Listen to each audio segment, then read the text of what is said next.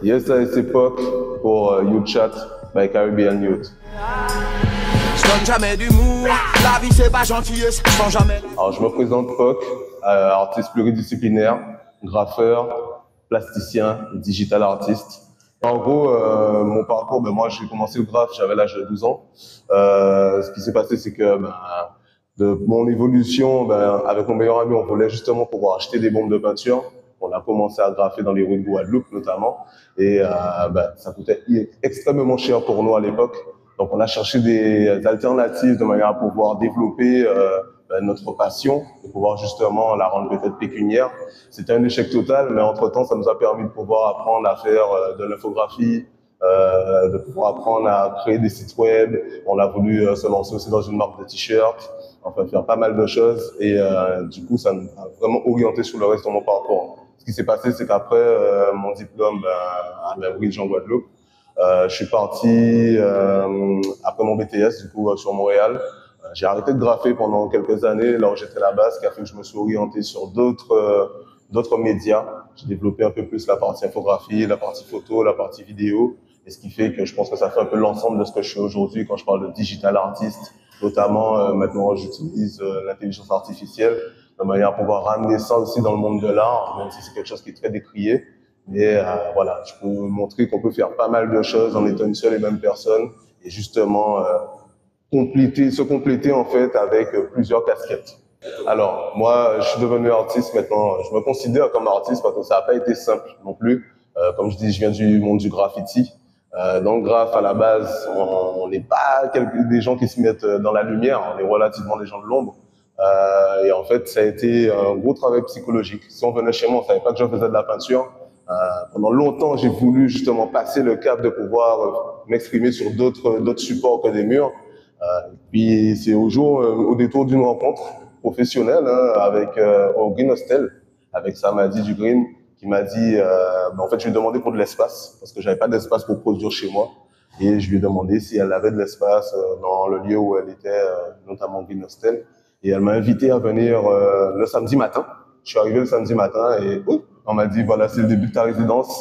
Tu es un artiste maintenant. Ça a été un travail qu'elle a beaucoup fait, notamment à mon niveau. Alors, elle m'a dit qu'elle ne voulait pas entendre mon prénom. Mon nom, c'était mon nom d'artiste. Donc, ça met aussi en condition, ça met en confiance. Et puis, on a des gens qui commencent à apprécier le travail qu'on produit. On rencontre des gens qui nous ressemblent, qui sont dans la même démarche. Donc, on crée ensemble, on échange sur les techniques.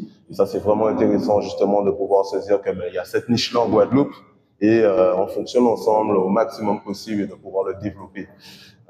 Moi, depuis que je suis rentré dans le monde artistique, en fait, en soi, c'est vraiment là où je m'épanouis entièrement.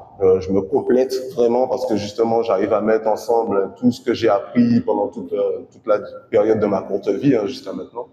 Mais c'est une vraie joie, un vrai bonheur en fait de pouvoir justement exercer sa passion. En fait. Voilà. Alors mon travail majoritairement il se retrouve forcément dans les rues parce qu'à la base je suis graffeur.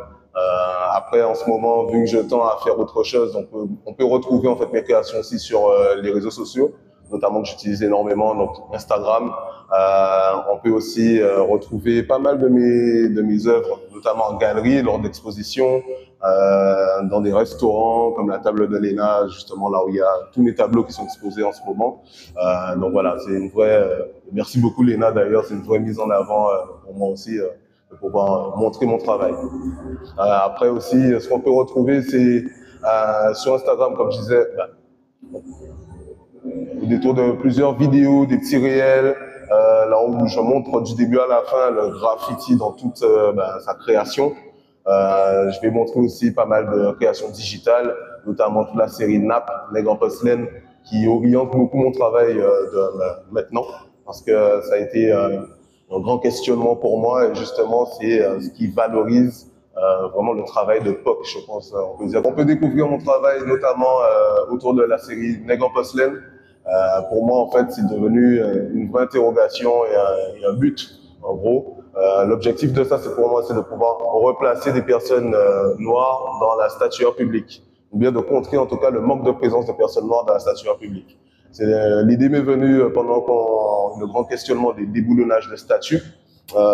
Et en fait, moi, je me suis dit, mais en fait, je sais pas faire de statues, en tout cas pas encore. c'est un objectif que j'ai envie d'atteindre. Mais dans un premier temps, je vais faire ce que je sais faire. Donc, est-ce que le problème, c'est pas le fait qu'il y ait des statuts et en les déboulonnant, on efface l'histoire? Est-ce qu'il faudrait pas justement placer plus de personnes qui représentent des personnes noires ou bien des personnes de d'autres ethnies? Je parle de personnes noires parce que je suis noir et que je suis descendant d'esclavisés.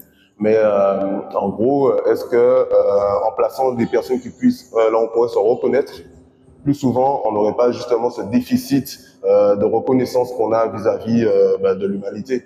En gros, moi c'est vraiment le questionnement que j'ai eu. Donc pour ça, je vais commencer par faire des statuts sur une base de photos, ensuite modifié par l'intelligence artificielle.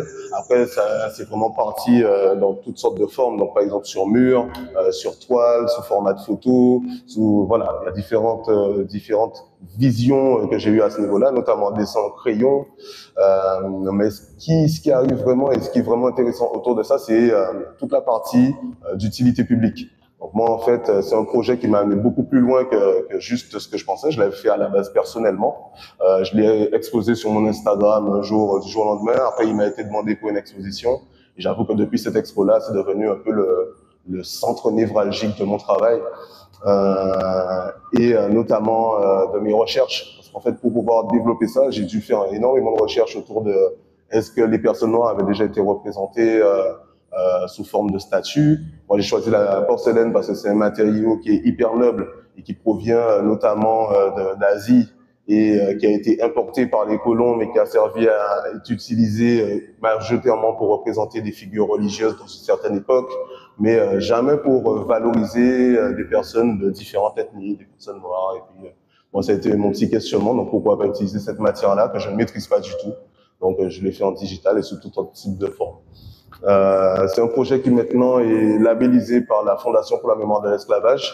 Donc ça me tient beaucoup à cœur aussi parce que ça me permet de voir que ces questions que je me pose ont un intérêt qui est plus que le mien et qui est peut-être un intérêt public, et de pouvoir justement porter ce projet au-delà de juste mon propre intérêt personnel et pour tout le monde.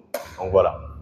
On peut me retrouver essentiellement sur Instagram, @PocPainter, POCKPAINTER. Et en fait, du coup, c'est là où je publie majoritairement tout ce que je fais. On peut suivre aussi mes stories un peu tous les jours, là où j'essaie de poster mon travail, un peu de lifestyle, enfin voilà, de vie d'artiste, on dira. Et là où je repartage aussi le travail de beaucoup d'amis, artistes, graffeurs aussi, notamment photographes, parce que j'estime qu'il faut aussi mettre en avant les autres. C'est pas que moi, le travail de tout le monde compte, parce que tout le monde doit avoir son écho dans ce monde-là. Et aussi, ce qui arrive bientôt, c'est l'exposition le 26 mai à la médiathèque de Saint-Claude, donc autour de l'esclavage justement, qui va être fort intéressant à découvrir, et notamment autour de nègres en porcelaine. Voilà. Si un message que je souhaite faire passer, c'est celui de l'unité. Moi, dans mon travail, j'essaie toujours de prôner l'amour, la résilience et l'introspection. Et c'est un peu là où je veux amener tout le monde. Je veux aussi amener une transmission générationnelle. Et je souhaite aussi dire à tous les parents, c'est super important, ne négligez pas l'art de vos enfants, laissez-les s'exprimer, laissez-les apprendre, découvrir, tenter des choses. Et en fait, peut-être que là, ils seront vraiment épanouis. Et je pense que c'est ça le but principal, c'est l'unicité et l'épanouissement. Jamais je chiale, me morfond, je me lève, je donne ça dans le son. Mental officiel pour encaisser les chiens les coups. Je lâche pas, j'ai pas le choix, je tiens le coup.